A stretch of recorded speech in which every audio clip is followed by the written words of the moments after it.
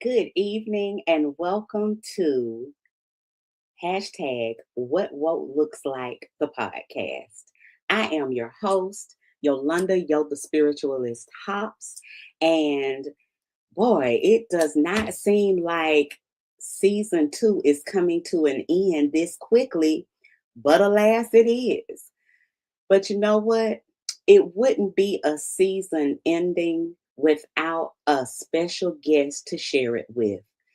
But first, before I introduce this special guest, we're going to hear a word from our sponsor. Sit tight and we'll be right back.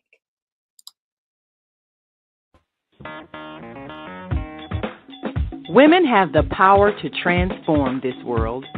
We can end crime and violence if we all agree to do one thing: share. Let's share our wisdom, share our time, share our talents, share our finances, but most of all, let's share our love. This is the Female Solution. And I'm back. So again, as I stated earlier, this is the season ending. This is the end of season 2. This is episode 10. And I decided tonight that I would title our episode something that would be fitting for our special guest: How to Get and Stay Motivated in a Changing World. I don't think anybody can deny the fact that our world is changing right before our very eyes. And to keep up with it and to stay abreast of times that we're living in, we have to know how to stay motivated. It's very easy these days to get discouraged and to fall off the bandwagon. Well, that's why I called in an expert tonight. And let me tell you a little bit about this special guest. Mimi the Motivator is a speaker, a holistic leadership strategist, and a leader activator who doesn't believe in motivation. She believes in transformation. Aha! With nearly 2 decades of experience, she helps purpose-driven leaders align their mindset, well-being, and strategy so that they can build bigger lives, organizations, and impact. Her work blends business strategy with deep inner work, helping people break through limiting beliefs and step into their next level. As the founder of the Feel Rich Group, as well as Evolve Me University, Mimi is known for her bold, no-nonsense approach to personal power, wealth building, and sustainable success. That's right, we're talking about none other than Mimi the Motivator. And she is here to tell us how to get and stay motivated in a changing world. Please join me in welcoming Mimi to the stage. Hello, my sister. Welcome, welcome, welcome. I'm so glad to have you here with us tonight. How are you? Hey, I am better than good and better than most, as Les Brown would say. Listen, that's what I'm talking about. We've already got some comments coming in tonight. Linnea McCrary is saying, I need this kind of info. Okay, so there's no doubt listen, there is no doubt we all need this kind of info. Present company included, okay? Not excluded, but included, okay? So welcome in Linnea and those others who are in with us tonight. Mimi, I'm so thankful that you were able to take some time out of your busy schedule to come and talk to us about this very, very, very important topic. Thank you. Listen. Motivation is a buzzword that we hear all the time. And I think it's also one that a lot of us take for granted. Let's see, just before I go any further, there are some more comments coming in already. Marvin Barnes is here to say, we love you, Mimi, and we're huge fans. Welcome in, Marvin. We're glad to have you. And that's coming from Lafayette, Tennessee. All right, now Tennessee is in the house tonight, and we are so glad to have you here. So we got a couple of states. We got Tennessee, we got Ohio, we got Florida. Okay, and we got Georgia. Okay, let's not forget the Peach State. Okay, so welcome, welcome, welcome in. We've also got Joe Berry saying Mimi is amazing. Everyone needs Mimi. Girl, what you gotta tell us all the tea. Okay, don't waste a drop because we need to hear about motivation. If you here's my question. Yes. Now we know that there are definitions for the word motivation. You know, Webster's dictionary has a definition. Shucks, Google has a definition too. But if you were to define motivation in your own terms, what would you say? What would you say motivation is? I would say that motivation is motion in action. Literally, that's it. It's not something that happens on the outside. That's why when people ask me, "Are you a motivational speaker?" I'm like, absolutely not, because a motivation is gonna pump you up and send you. So that's not what we're doing over here. Okay. A transformation, but motivation is something that comes from the inside. Yes, yes, yes. I love that. And what it really comes from is you taking action. When you take some action, it makes you want to take some more action. It's just fun. When they sprint real fast and they take a break, something in them wants to make a sprint again, to do it faster, to do it again. That is motivation. That's why I say it's motion in action. I love that. I love that. It's motion in action. Oh my goodness. Here's another comment coming in already. Charlie Colquitt says, her energy is off the charts. And you know what, Charlie, we want to welcome you in. And we hope that by the time we get through with this segment, our energy is going to be off the charts too. Okay. Clock it. Okay. So motion in action. That's what we're talking about. Motion in action. How hard is it, Mimi, to get people? Okay, I'm going to rephrase that. I was going to say, how hard is it to get people in motion? Oh, that's a good question. But go ahead and rephrase it. Go ahead and say it how you want to say it. But I think what I prefer to say is, how do we get them in action or get them in motion and keep them in motion? Okay. So I think the way you asked it was the better question. Okay. We can't do anything for anyone else. Right. Okay. So how do we get there? It starts with doing. So a lot of times when I work with my clients, I always have them list out their different goals for 10 different areas of life. Yeah. And then after we identify the top 5 that we're going to immediately work on, we start coming up with some baby steps to get there. Okay. We don't need to figure everything out on the first day and do it overnight.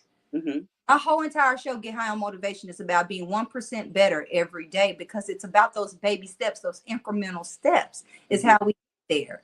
So very often, but all I ask my clients to do is to come up with 3 5-minute steps. So that's something you can do today, something you can do tomorrow, and the day after that, because what we really want to do is create momentum.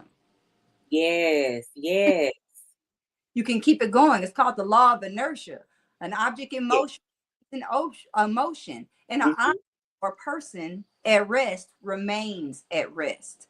So that's why when you take a break, it's hard to get back going. Whether you take a break from school, I took a break from podcasting, and the struggle is so real trying to get back in that thing. You know, oh my goodness. The gym. If you take a break from anything, especially if it is something that leads to your success, it's hard. Yes. Get back going. Yes, so true. So true. I couldn't have said it better myself. That inertia. It is so tough. How long has it been? I'm just curious. How long has it been since you've done podcasting? I want to say that I don't think I've posted an episode since 2024. Okay. I would think somewhere off in there. Don't quote me. Okay. All y'all got to do is go look on the music apps, find the show, and it'll tell you when the last episode. Okay, I got you. So this is one of those things where you know that you want to get back to it. You know that you need to get back to it. However, it's one of those things that's not the easiest to do. We got some more comments coming in. Marvin is saying, from the Nelson family, go Mimi, go Mimi. See, you know what? I love a good hype man. Linnea McCrary is saying she can handle a 1% bill. She can definitely handle that. Okay. Yeah. And she's saying, come on, science class. I've never thought to apply it that way. You know what, Linnea? I haven't either. When you said the law of inertia, it immediately clicked. But before that, I had never thought of motivation that way. Is that something that you have always been able to kind of combine the two, or is this something that over time and as you working in this motivational field that you just kind of began to see it in that light over time? I can't say when it clicked for me that people don't need to take leaps and bounds. So I wrote a book called The Soul Rinse. And in The Soul Rinse, at first it had a whole different name, but it was a graduated process, because what I noticed that whether it's my clients or somebody else's clients, if they tried to do like a fad diet, like an immediate, I'm not eating this, or I'm gonna stop drinking, smoking, and saying cuss words, whatever, they were trying to do too much overnight. It lasts, because everybody, whether they believe it or realize it or not, are operating from a be, do, have model. So if you want to have certain things, you have to do certain things. So people, they'll do the thing, but they're not committed to it. And really what the real issue is they have not transformed who they are. So you have to change who you be, so you can change what you do more permanently. And then that will lead to you having that which you desire to have. Oh, wow. And you made it sound so simple, but the reality is that most of us make these things a lot harder than they really have to be. Yeah. And that's where you come in. Yeah. Simple doesn't always equate to easy, but it means doable. Yes. Yes. It means get your butt up and start working on it. That's what it means. Right. You can't just sit idly by and just expect for the magic to happen. You've got to make it happen. Yes. Yes. I'm glad you brought up a point about, essentially goal setting and how people set too many goals at once. And that can be a deterrent to getting and staying motivated, so to speak.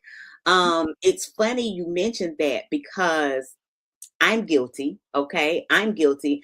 But what's more interesting is the fact that I can see it play out in others, and then I can advise them, you know what, you're trying to do too much at one time. But then when it comes down to me,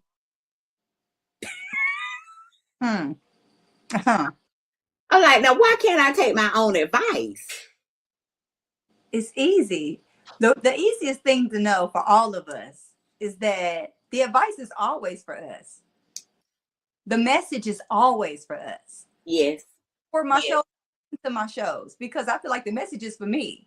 When I'm trying to tell somebody in my life that I care about, I'm trying to give them some advice and they act a little funny about the advice I'm giving, I say, that's okay, because the message is really for me. Yes. So if you first start telling yourself that, you'll start being more aware of what you really need to be doing. And that everybody walking around is really a mirror of you in some aspect. Yes. Now that I do realize, that I came to realize a couple of years ago when I really started on my spiritual journey. I've been on a religious journey for years, but then I began a spiritual, journey. And at that point in time, that awakening that I went through kind of helped me kind of reframe some of my thinking. And instead of always looking at people through this lens and saying them, I began to say we, so to speak. And that's what I'm hearing you say right now today. So I'm curious to know, because, every guest that I have on my show is, in my opinion, the embodiment of hashtag what woke really looks like. Tell us a little bit about what your journey was and how you came to be the CEO of the Feel Rich Group and Evolve Me University and a leadership development strategist and all of those things. How did you come to be so woke? I would say, how did I become so woke? Raise my hand when you talked about their religious path. I was super religious. I converted to Catholicism at the age of maybe like 23, 24. I was baptized into the Catholic Church. Okay. I took communion 6 days a week. I had an office at the church. I was development director at the age of like 25, 26. I was secretary of the National Black Catholic Congress. I was not playing. Girl. I was teaching Sunday school to the high schoolers. I was volunteering on Saturday with the younger kids. I was deep in that thing. I read the Bible every single day. I read it cover to cover, but I didn't read it. I have to be honest. I didn't read it cover to cover until after I read the Quran cover to cover. So Bible, like according to the liturgical calendar or this book or that study book, but I had never read it cover to cover, page by page.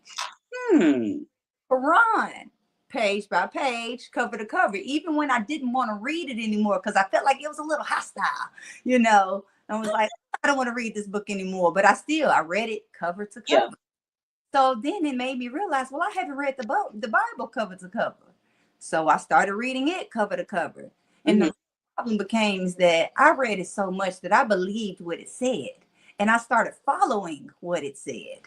Gotcha. To the point that I started looking crazy, first at church and then in my family and then in the community. I remember having the conversation with my favorite nun because I stopped working. Because that's what it said in the New Testament, that I didn't need to work, that I didn't need to pack an extra money bag. I didn't need to pack a extra tunic. I didn't need to worry about feeding myself, that as long as that I was willing to go share the good word, that I would be provided for. So that I was like about 25 years old. I quit working and all I would do is just read books like they were going out of style and just trying to find out what was the difference between the wealthy and the poor. What could I do to change my life, my family's life, my community's life, my culture's life? Okay. And did everything. Wow. That's what started the journey to here. Okay. I had been a business consultant, as I don't know, I've been a consultant my entire life is what it feels like, but I've been a business consultant. I was a business consultant for probably about 14 years before that business started shifting. I wear two different hats. I wore a hat over here where I would build your websites, design your flyers, set up your social media profiles. And then over here, I wore a hat that if you were sick, you called me and I told you what to eat, what to drink, what to boil together, what to stay away from. And that started evolving. Okay. So now I'm realizing that my conversations with my business clients are more and more or about them and less about the business, because I started realizing that there was a direct connection between what's going on in their mind and in their heart space. That's what's affecting the profit line. It's not the bugs or the inconsistent spaghetti recipe. You know? So that started evolving. I started becoming more of back then I didn't have the verbiage holistic. Holistic. I was going to say holistic. Yeah. So then I just said, okay, I'm just a consultant. And I explained kind of like what I did.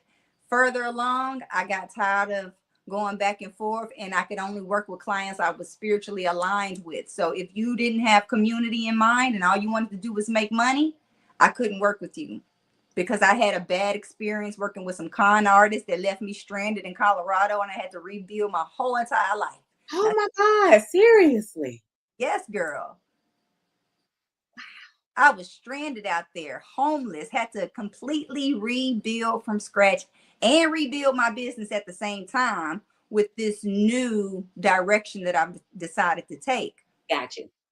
because I was no longer willing to just take money because you wanted to hire me. I started hiring my clients instead. You can't hire me. Oh, I love it. You can't hire me. I No, can hire you, but you can't hire me. when I was younger, I said I was unemployable. Now I'm unhireable. I do the hiring. I hire my Ooh, clients. You I'm don't liking it. IP. I love it. I love every bit of this. Girl, go on. Because girl, you got me hook, line, and sinker. I am tapped right in with what you're saying. Linnell McCrary is saying, I'm set for this story arc. Okay. Girl, the tea is hot and piping. If only I had a tea kettle right here, I would go ahead and put some on. Okay. But go ahead, honey. We're listening. Tell us all the tea. So from there, I was still building my business, but I'm becoming more and more holistic behind closed doors. Okay. So now at this point, I've studied metaphysics for years. So now I understand the connection between the mind and the body and how everything begins in the mind and manifests in the body. Just like in the Bible says, in the beginning was the word was with God, and the word became flesh. That's So it. realizing that thoughts become things. Yes. Yes. Our reality. Yes. And whatever we got on this little spinny wheel up in our head is now magnified or being projected into this and we call reality. Yes. And now I can't take it anymore. I can't wear these two different hats. I'm deciding I'm wearing both hats at the same damn time. I don't care what people say. I don't care if they call me woo woo or whatever. It is what it is. I have to walk in my purpose, and that's the only thing I can do at this point is walk in my purpose. And I know that my clients are my clients, and my clients know that they are my clients. Yes, I love that. Wow, what a journey. So I'm curious. I have to ask. I got to go back to Colorado for a second. So they left you stranded in Colorado. Yes. Sounds like a little destitute. Okay. Mm-hmm. Sounds like as the young people say, I am confusion. Sounds like you were confusion. Yeah. Okay, at that time. Like, what's really going on out here in these streets? So how did you get yourself out of that predicament? Because that would be, it seems like to me, that would be something that would require quite a bit of motivation. Absolutely, positively. I would say that first it began with my life mantra that everything is always working out for me. Come on. So I wake up every morning, I would listen to Abraham Hicks, had a rampage. Everything's always working out for me. Yes. And what's going on is always working out for me. And so I convinced myself, no matter what it looks like, sounds like, smells like, feels like, everything is working out for me. Yes. It's all working out for my good. Yes, it is. Yes, it is. Oh my God, I love that. Linnell. Look, I would tell myself, this is just part of the movie.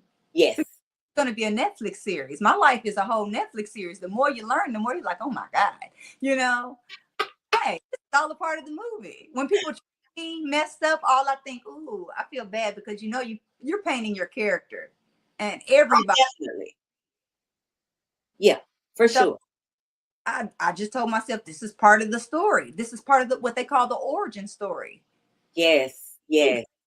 Star, celebrity, anybody that has been majorly successful has an origin story that has been very dark. Okay? Oh, definitely, for sure. I want to take a quick comment here. Linnell McCrary is saying getting deep into and between the covers of the holy books will lead you to some uncharted waters. Yes, they will. And most of us who are really what we call woke, and we're not talking about the stereotypical type of woke, but those of us who have really been through the fire, I like to say. That's a part of the awakening. We've studied all of the things. We've seen God through many different lenses. We've seen the creator. We've seen source through many different lenses. And we've come to realize that God is who we say God is in each of our individual lives. Yes? Let's see here. Mimi the Motivator. Oh my God, I remember seeing her in Nashville. She's so great.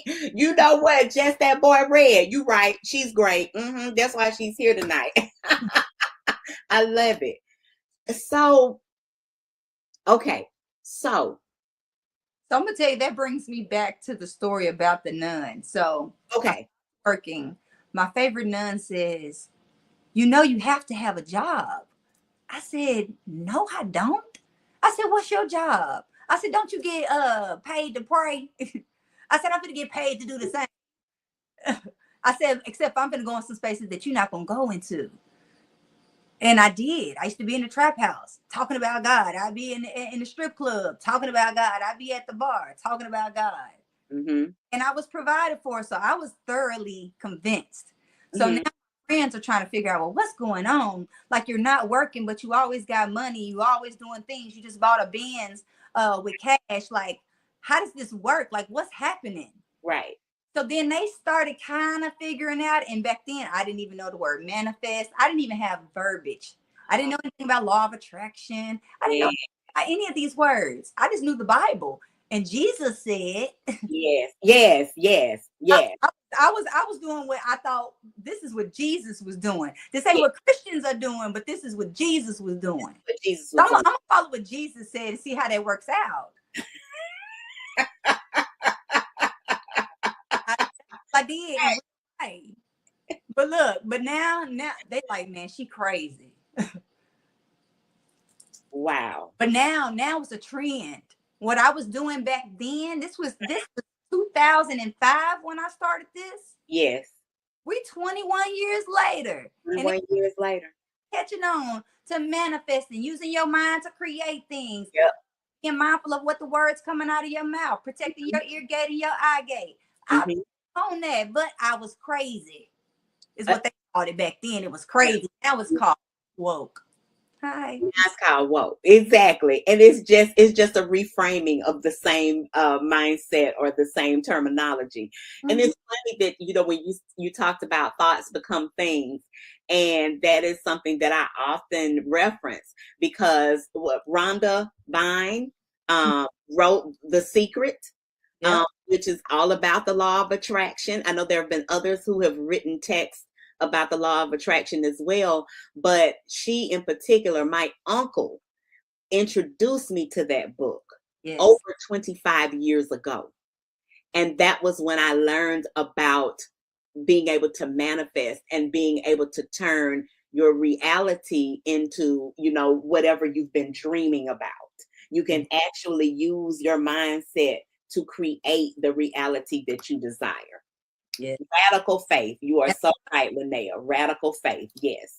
I always say entrepreneurship requires radical faith. You got to have crazy faith. Who are you telling? Who are you telling? Oh, in the middle of the desert with no sign of rain or water, and get people to lend their tools, bring some wood, and put in the work. I'm trying to tell you. I'm trying to tell you. So you went through this process. And you were out there again in the trap house, at the strip club, you preaching Jesus all up and down the sidewalk. You know, it's so amazing when I hear stories like this. And I always know that I'm being very divinely guided to invite the people in who I invite in, because we're so like-minded, even though we know really literally little or nothing about one another. But when I was churchy, I like to say, quote unquote churchy, I was a minister of music in the Baptist church for over 30 years. Wow. And I received the prophecy that I was supposed to go into ministry, you know, and actually become a minister and minister the word, not just through music, but through the word. And I told some of my friends at that time, I said, yeah, but it's not going to be the way people think. I'm not going to stand up here and preach to a whole bunch of people dressed up real pretty. I'm going to go out and then I'm going to attract the masses through my life, you know, just through the way that I live my life. It's not going to be a traditional form of ministry. But at that time, when I was considering for a moment doing something a little more formalized, I told a friend of mine, I said, you know what I would really like to do? I would like to go out at midnight, and I like to go to the club. Yes. And I would just like to talk to people hanging out at the club. That's what I wanted to do. Never did it, but yet and still, when you talked about that, I was like, oh my God, I used to want to do that. And the mere fact that you actually went and did it, I am just completely by that. I'm like, I can't believe it. She actually did it. And I could just only imagine how amazing that was, though, at that time. Yeah, and I couldn't say that I was like that intentional, but what I did become intentional about is that when the word wanted to come through me, to allow it to flow. So at first I used to be like a little embarrassed. Like, I mean, I'm sitting here drinking, and whatever's going on in the environment, or, I used to be like, no, I don't want to, no, like right now. Right now. Like right now. Here we go. That's it. Here we go. Here we go. Oh my goodness. Well, listen. Mimi the Motivator came from me. I feel like, to me, in my world, I was at the bar because that's where I normally go. Like, I was a bit of a recluse, but if I came out the house, I would go to the bar. Go to the bar. Craft brewing and do my work on the computer or something. Why not? So I found myself in conversation with somebody, and I always came to, are you a motivational speaker? Like, no. Why does everybody keep asking me that? So then one day we sitting around, and that's when Buffy the Body was like, the hot. Oh, I remember Buffy. I remember Buffy, girl. Know how old somebody is watching or listening to this if you know who Buffy the Body is. Buffy the Body, honey. We know who Buffy is. Come on. Well, if Buffy can be the body, then Mimi can be the motivator. Definitely. And I've been a marketing consultant. I've been marketing my whole life. My marketing bells and whistles start going off. And that's how I became Mimi the Motivator. Wow. That's correct. That is amazing. Wow. What a character arc that is. I'm just floored by that. Linnea McCrary is like, look at this. Just look at this right here. Okay, I'm trying to tell you, sis. Listen, we are already and this is what I'm talking about. An hour is never long enough because we're already midway through our segment, and we haven't even begun to scratch the surface of finding out who Mimi the Motivator is. But what I want to do really quickly is I want us to take a quick commercial break, and I'm actually gonna bring up a quick clip of you during that quick intermission. Okay. And so viewers, stay tuned. Don't go anywhere because we're going to be back, and then we're going to talk a little bit more about Mimi's journey, about motivation, and about how she became the CEO of these two wonderful organizations. So stay tuned, folks, and we'll be right back. Many of us are preparing for things not to work out for us. If you are preparing for things not to work out, then guess what's going to happen 9 times out of 10? Things are not going to work out for you, my dear. So know that you have to prepare for what it is that you are expecting. That's part of the law of attraction, is getting in preparation. That's the faith without works is dead. Part of the work is preparing. Okay?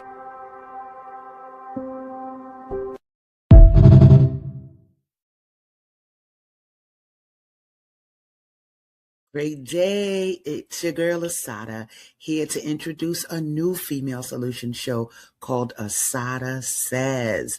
That's right. Every month we're going to talk about everything I am, from cryptocurrency and financial security to good health and parenting strategies. Come on and talk with me every Tuesday morning from 7 a.m. to 8 a.m. And let's do that thing the way Asada says it should be done. See you then. Peace, right here on the Female Solution. And we're back. We are back. So I found that clip from your podcast, and I was like, "Ooh, she doesn't have it set to private. I can download it." I was like, "Oh, this is so awesome." what were you thinking? I'm hoping that you were able to hear that clearly when I took you off the stage. Were you? Little button, so I caught part of it when I said 9 times out of 10 it's not gonna go that way, right? So Yes. I'm assuming, I'm guessing that I was talking about when you make a plan. Yes. when you think you know how things are gonna go, or Mm-hmm. you gotta find how things are gonna go. Yeah, for sure. And that's what was happening, to you on this journey, when you were out there talking to people at the bar or wherever you were.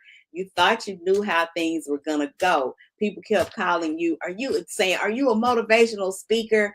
And then at what point in time, because I know you're not a motivational speaker, but at what point in time did that gift, because I believe that being able to motivate people is a gift. At what point in time did the gift actually take root and you move from being the minister going out to, talk to people after hours into becoming Mimi the motivator? What was that like?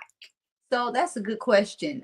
Some years ago, so prior to me being Mimi the motivator, the people who've been with me for a while knew Mimi Loot. Mimi Loot is who would be out in these streets, sunglasses on, same thing, except for it'd be some wild, crazy colored hair, and I'd be everywhere. People would pay me just to show up, Mm-hmm, mm-hmm. It was more of me kind of being like a socialite and living just the socialite's life, sleep all day, party all night, Yeah. And somewhere in there, like I said, when I started realizing that people kept asking me this same question about me being a motivational speaker, I was like, hey, now is the time. And I say that because I remember being 16 or 17 years old in high school, and what I knew to be an artist came to speak to us as a motivational speaker, but I thought he volunteered. I didn't think that speakers got paid, and speaking was my sport.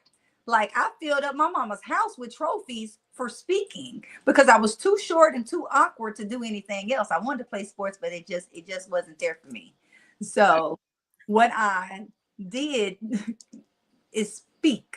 So from doing poetry stuff to doing comedy skit things, all things speaking. So I started thinking about it, but then let's talk about subconscious programming. Mm-hmm, mm-hmm, Oh, mm-hmm. there. Now, I was raised in a family where I am the only one who has this country twang. I was born in Columbus, Ohio. So people think because I'm from Nashville, oh, that must be why she talks like that. No, because Nashvillians have a slightly different. They do. They do. I have a Mississippi accent. Mm-hmm. I can hear it. Mm-hmm. Mississippian, in a sense, when it was time for me to learn how to speak. But my mother's from Columbus, Ohio. My father's from Boston. So when it was time for me to learn how to talk, the lady who kept me, she talks like this. Where's David James? Get on over here, I got so my grandmother would always say, you sound so ignorant. You sound so ignorant talking like that. You don't have to speak that way. And she would say that to me for years up until I was probably in my early 40s. And it was the first time I bit back. And I said, you know what, Grammy? This is what she said to me that really triggered it. She said, mother, who is from Pulaski, Tennessee, did everything she could to ensure that she did not have that Southern accent. I said, well, Grammy, I think I laid it on real thick and said, well, I'm sorry I'm not your mother, and that I love who I am and I'm proud of who I am. I said, this voice of mine is going to move mountains. She threw up her and just stormed off. I said, had I known that's what I needed to say, I would have did that a long time ago. I love this. I am eating this up. Yes. I am so glad that you stood up to her. Yes, but that voice is in my head that I sound ignorant when I talk because because I got this twang. Yeah. I have a degree in mathematics, a half of an MBA because I figured out I already knew everything they were teaching me. And I mean, I know a little bit more than the average bear. They call me the walking Wikipedia. So I'm not a whole lot that's ignorant or dumb. Honey, there's nothing ignorant or dumb about Mimi the Motivator, honey, and I'm here to be the living testimony of that. Okay? Clock it. Oh, Clock it. yes. I'm so glad that you did not allow that to stop you, though, because how many stories have we heard of people who get torn down Mm-hmm. about the way they look, the way they dress, the way they sound, and they allow that to block their motivation. Mm-hmm. But you did not. I'm so glad that you didn't. Otherwise, we would never have had an opportunity to experience everything that is Mimi the Motivator. And just, just being realistic about it, those people, your grandmother, Mm-hmm. and mothers and fathers and whoever else, we have in our lives, these are the people that shape and mold us into who we are. Their voices are always in the back of our minds as we go throughout our life's journey. I think that has been one of the things that many of us who are Southerners, have had to kind of war with, the whole dialect Yeah. battle. And it's almost like the light skins versus the dark skins, like being color. How people can be so hung up on color and things of that nature. Yeah. I read somewhere once before, and this is what changed my mindset. And this is also what stopped me from code switching, because, we as African Americans, we can be real quick to code switch depending on what environment we find ourselves in or what table we're sitting at. Yeah. But I read something that it broke down the way Southerners speak. And I don't know if you've ever heard this before, but I would just want to share it really quickly. But it talked about how, of course, we were brought over during the transatlantic slave trade. And then we were the King James English, if you will, was forced upon us. It was thrust down our throats. But what we had to try to do was to take our authentic ancient language and dialect, and we ended up merging it in with the King's English. And that is how you get the Southern dialect that you hear today. It is not born out of ignorance. Oh. So you have people that will say, well, you should speak proper. I've heard folks in my family say, you're not talking, you're not speaking, you're not using correct grammar. Correct for whom? Who is it correct for? Oh. Because this is my authentic dialect. And the dialect that you get from the South is the closest that we get to speaking like our ancestors from Africa. Come on. I always say, it's a beautiful thing, Mimi. Yes, Ebonics is my first language. Period. Come on, talk. And it's not a language of ignorance. It has its own phonics. I don't even want to get scientific. It does. It does. There's some ways that we put words together that other people can't even mimic. Okay. That's it. But guess what? We all know what we're talking about. Right, exactly. It's the same one who speaks patois. Mm-hmm. Oh, definitely patois. Yes. Right. It's like an English patois. Yes. American patois. Yes, it is. Phonics. Yes. But it is own subset language of the English language, but its own language. Yes. It does not identify ignorance. It does not identify level of education. It does not identify socioeconomic background. It does not identify income, revenue, or impact.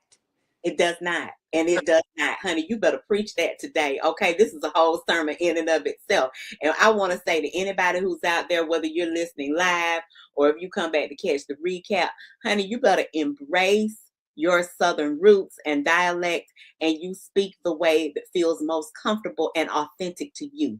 Because for us to code switch is to say that we are denying and ashamed of our heritage, and that just will not do. So one of the things, again, that I had to do was I had to come to terms with my upbringing. Now, I'm like you. I think we talked about that, the fact that I was actually Michigan born. Mm-hmm. But I was raised in the South. And so you don't even hear Michigan coming out in my voice anymore because I've been in the South so long. And there was a time I was a little ashamed of it, but over time, and as I began to understand and embrace my roots, I began to gravitate more towards it and become more proud of it.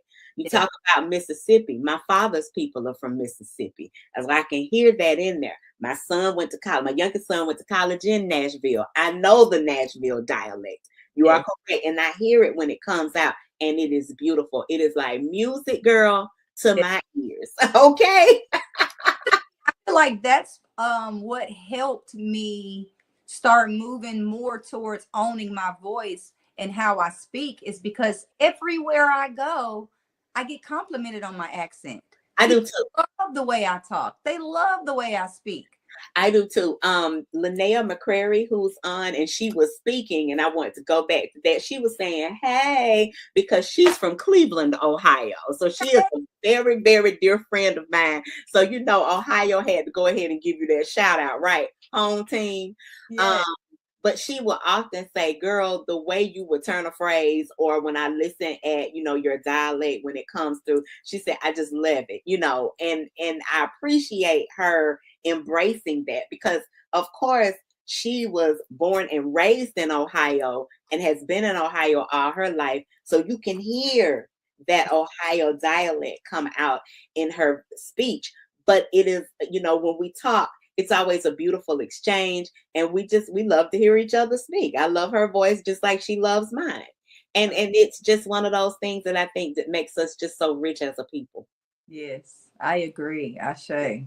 So Ashe, oh honey, Ashe, oh. So listen, I want to bring it back because I know I kind of got off topic a little bit talking about dialect and things of that nature. But I want to kind of circle back to the Feel Rich Group and Evolve Me University. I want you to tell us a little bit about these two organizations and how they came to be. And I'm sure that there may be some people out there who are even interested in Yes. maybe becoming a part, if that's at all possible. Thank you for asking. So the Feel Rich Group is a business-to-business consulting firm. Primarily, we work with nonprofit organizations and other social impact organizations. Again, we only work with people with double profit lines. So if you're only interested in money, we're not the people to call on. But Right. if you are someone who are looking to increase your community impact, then we are definitely the go-to organization for that, because we provide custom solutions for our. We don't have a cookie cutter anything for anybody. Besides, we're going to take you from where you are to where you desire to be. Come on. Going, you know. But Evolve Me University is for individuals, whether you are a leader or entrepreneur, it doesn't matter. This is where people come to heal, build, and scale, because I believe that you can build a business that brings you both peace and prosperity. That is not. There was a time where I used to be going. I was, you know, hashtag team no sleep, and with okay, like, girl, I Been there, done that. listen, I podcasted for over 250 weeks in a row. Wow. 250 weeks in a row nonstop. That's a lot. That's a lot. That's a whole lot. Girl, if you don't never podcast it again, I think you've done enough. Come on.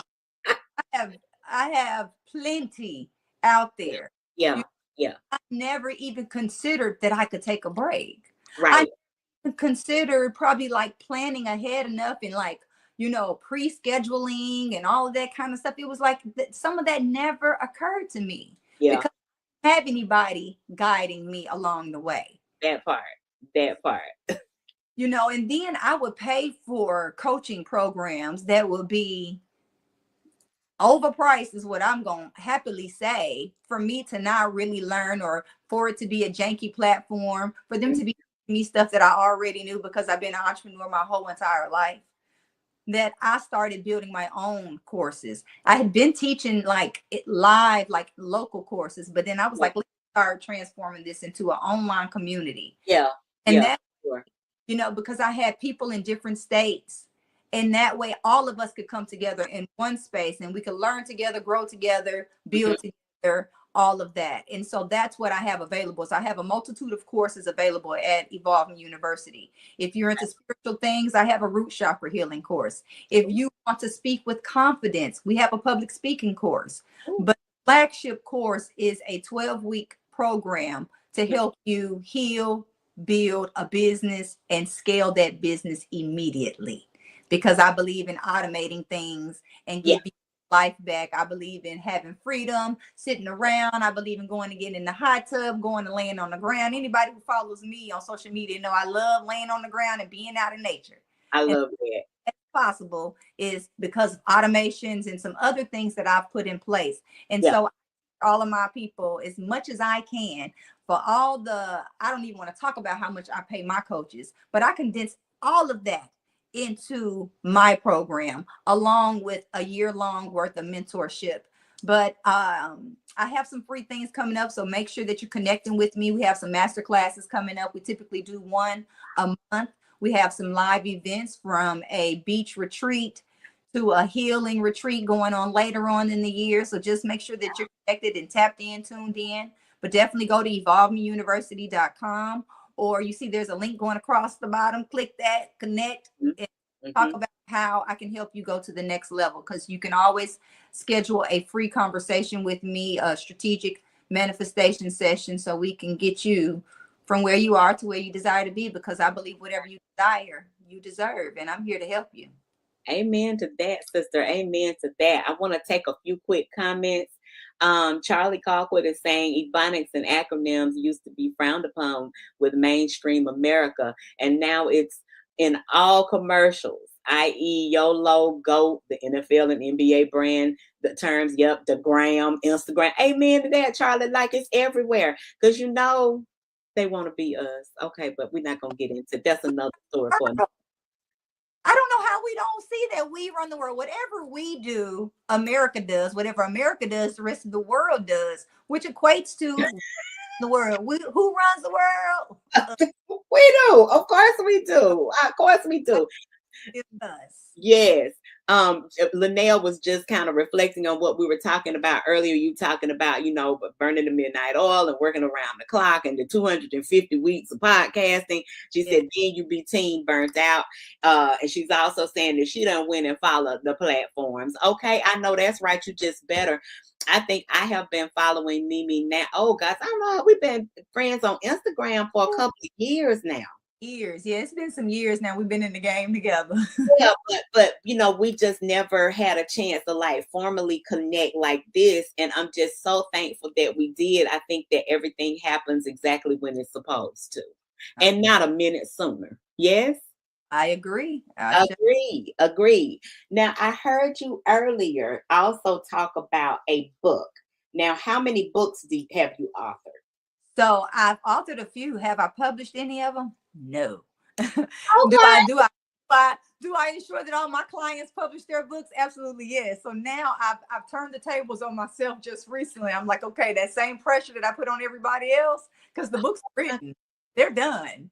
Girl. But the first one that will be coming out that's due to be released, I want to say in June, is called Soul Rinse. So Soul Rinse is a 40-day journey. It comes with a little bit of reading.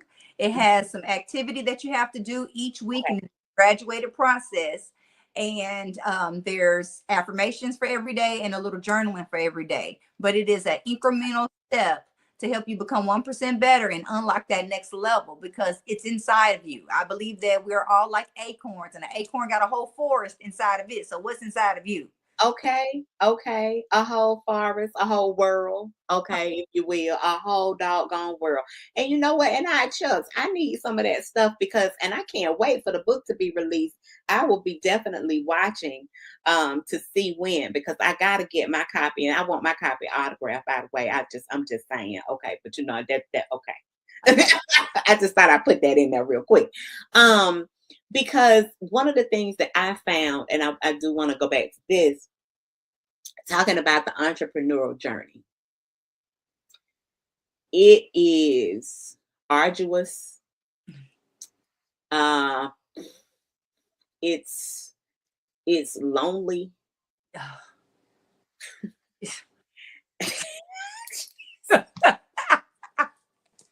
Girl, put the kettle on, okay? Because the tea is hot and piping here tonight. Come on now, preach it now, preach it. It's lonely. I got to keep going back to lonely. And I think that sums it up, because for me to try to sit here and explain it to someone, they still would never be able to completely understand unless they had walked a mile in those entrepreneurial or entrepreneur shoes. Come on now. Okay. Yes. We are in a class all by ourselves. I struggled for 3 years. Mm-hmm. And it wasn't all bad, but it was 3 years trying to run 2 businesses. Mm-hmm. And the burnout that we've been talking about here, that you spoke about, that Linnea, piggybacked off of, it got so bad until I literally just dropped everything. Mm-hmm. Because I was just tired. Mm-hmm. I did go back and pick up my spiritual business, but I wasn't full throttle, if you will. I had already kind of garnered a following, clientele, people who had become my regular clients. So they were always going to come back for repeat, readings and sessions and things of that nature. But talk to us a little bit about what do we do? If you could sum it up, because I know this is something you do with people over time, but if you could just kind of sum it up, what is something that people can do to get and stay motivated, especially now in this changing world? And I feel, let me say this really quickly before you answer. I feel as if the current climate that we're under, okay, spiritually, this whole thing is spiritual now. I don't care what you see on TV. I don't care what's going on up there at that White House with that cheetah.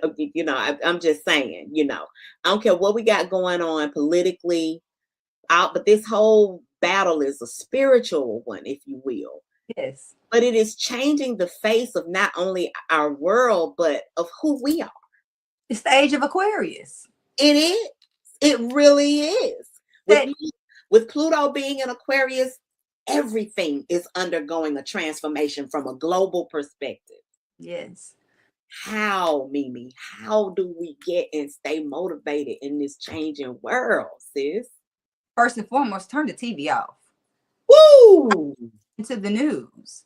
Teddy Pendergrass, turn it off.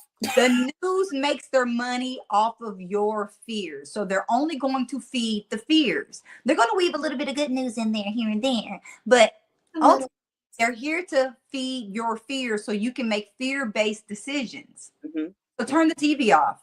Turn it off.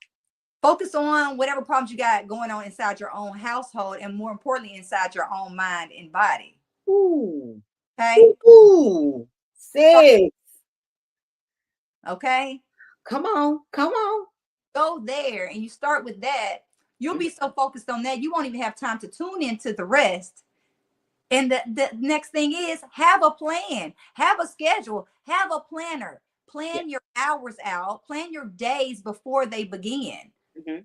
Assign your hours, even if the hour is to lay in the grass, assign it to that. Yeah. Make sure that you are assigning eating in there. Make sure you are assigning exercising in there. Yes. And keep doing it little bits by little bits. Even if you don't have a full hour to do something or a full 20 minutes, you better do it for 20 seconds. But don't do something. No more 0 days. Okay? No more 0 days. Oh, I love that. No more 0 days. That's it. That's it right there. No more 0 days. Because how often do you hear clients, or maybe you've even said it yourself, or you've heard it from friends and family, just don't have the time. I want to do this. Oh, you know, time is an illusion, but we don't have time to talk about that. So what I want to say is that you need to create the time. If you need to wake up a little earlier before everybody else, or you need to log off of a meeting a little earlier, you need to prioritize you first, and then everything else. Yes. Most definitely. No more 0 days. That is a key takeaway for this evening's segment. Y'all heard it here first from Mimi, the motivator. She said, no more 0 days. Yes. Just think about how much we can get accomplished if we adopt that mindset. No more 0 days. And I got to confess, I got a confession to make. You know, I was running a little behind coming onto the platform. You know, I sent you the text. The reason I was running behind is because I worked out. Well, you know what? We're glad you did that. I worked out. I have been on a weight loss journey now for about 1.5 years. Yes. My workouts are non-negotiable.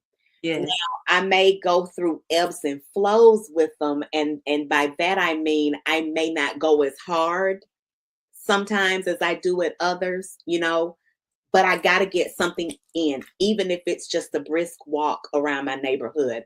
I got to get it in. And I was going to forego it. Yes. I was like, I'm going to be pushing it to get, you know, to the platform if I do this. But then something was like, you'll get there in time. Well, I'm glad you did it. And I'm going to coach you for 30 seconds. Go ahead. Losing weight, because when we lose stuff, we tend to go find it. And you don't want to go find it again. So don't lose it. You can release it. Release what no longer serves you. At the moment you start releasing what no longer serves you, the weight will go with it. That weight is just a form of protection that you've put on. It's your little spiritual spacesuit you done put on. That's it. Let that go. You don't need to be protected. You are divinely protected. So you don't need to protect yourself from anything or anyone. Yes. Just let it go. Release what no longer serves you. And watch what fades away. Oh, just amazing, amazing words. So profound. Thank you so much. I needed to hear that because, you know, it is a journey. It's a journey that so many of us have had to go on or you know, are on. Let's see. I got a few more comments before we close out. Release. Linnell McCrary said that was a word for her too. See, you blessed us in so many ways just by coming with these practical insights. Ashe, ashe. Listen, it has been such a pleasure speaking with you this evening, spending time. I hope that I can get you to come back at some point to share with me again. Or maybe we come up with something else we can get together and do. I don't know what the future might hold, but girl, we got to get together again, okay? This cannot be the end all that be all. Okay, we need more conversation. We got to have more conversation. We've got to. Listen, guys, this has been season 2, episode 10, okay? The season closer with Mimi, the motivator, how to get and stay motivated in a changing world. I hope you guys have taken some nuggets of wisdom away from my dear sister. Again, look here. The ticker is going across the bottom of the screen. This is how you can get in contact with Mimi at her Linktree / Mimi, the motivator. Make sure you reach out. Look into the Feel Rich group as well as Evolve Me University. And don't forget to look for that book or those books. I'm going to say plural that will be coming out soon. Mimi, thank you again, sis. It's such a pleasure. Such a pleasure. I'm going to be closing out tonight and this season with another word from the Female Solution. Thank you all for coming to join us, and please have a blessed night.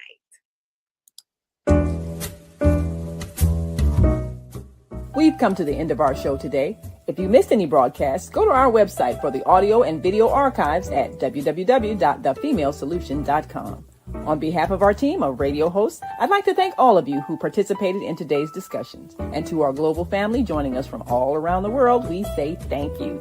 To our family in China, xie xie. India, dhanyavad. Japan, arigato. Korea, kamsamnida. Russia, spasiba. Germany, danke. Poland, dziękuję. France, merci. Spain, gracias. Italy, grazie. Egypt, shukran. Ghana, madasi. Nigeria, eshe. South Africa, ngiyabonga. Senegal, jareh. Kenya, asante. Israel, toda. Pakistan, shukriya. Afghanistan, tashakur. Saudi Arabia and Palestine, shukran. Assalamu alaikum wa rahmatullahi wa barakatuhu. Thank you, and may peace be upon you and the mercy of God and God's blessings.